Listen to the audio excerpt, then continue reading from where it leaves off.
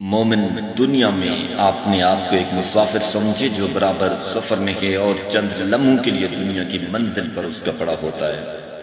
دنیا کا یہ سفر موت پر ختم ہو جائے گا اور مسافر آخرت یہاں سے روانہ ہو جائے گا۔ جو اپنی یہ حالت سمجھے گا وہ زیادہ سے زیادہ سفر کی فکر کرے گا، زیادہ سفر کی فکر کرے گا۔ دنیا کا سامان اکٹھا کرنے سے اسے کوئی دلچسپی نہیں ہوگی۔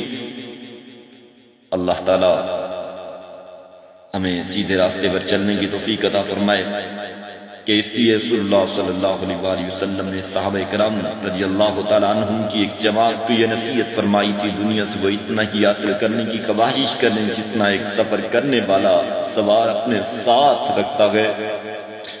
کیا حال ہے؟ کسی نے پوچھا، اس شخص نے کہا، میرا کیا حال پوچھتے ہو جو روزانہ آخرت کی طرف سفر ایک منزل طے کر رہا ہے۔ حضرت حسن رحمت اللہ فرماتے ہیں کہ انسان کیا ہے؟ دنوں کا مجموعہ ہے۔ جب ایک دن گزر گیا تو سمجھ لو اس کا ایک حصہ ختم ہو گیا۔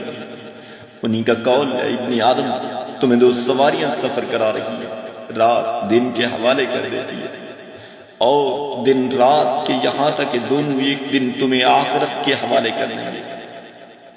تم سے زیادہ خطرے میں کون ہے؟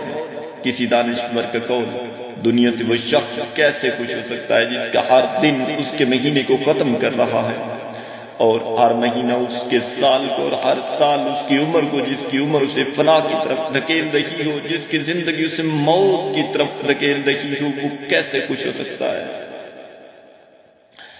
ایک شخص سے کسی نے پوچھا، تمہاری عمر کتنی ہے؟ اس نے کہا 60 برس۔ پھر اس نے کہا، تم 60 برس سے اپنے رب کی طرف سفر کر رہے ہو، قریب ہے کہ پہنچ جاؤ۔ آپ نے فرمایا، اس کا مطلب جانتے ہو؟ ان اللہ و انا الیہ راجعون، انسان سے جاننے کہ وہ اللہ کا بندہ ہے، اس کے پاس لوٹ کر جائے گا، اس سوال کی ذمہ داری سے کیسے بچ سکتا ہے؟ اس نے کہا، تو کیا کروں؟ آپ نے فرمایا، آسان سی چیز ہے، جتنا وقت باقی رہی ہے اس میں اچھے کام کرو، جو کچھ گزر چکا ہے اللہ تعالیٰ سے معاف فرما دے گا۔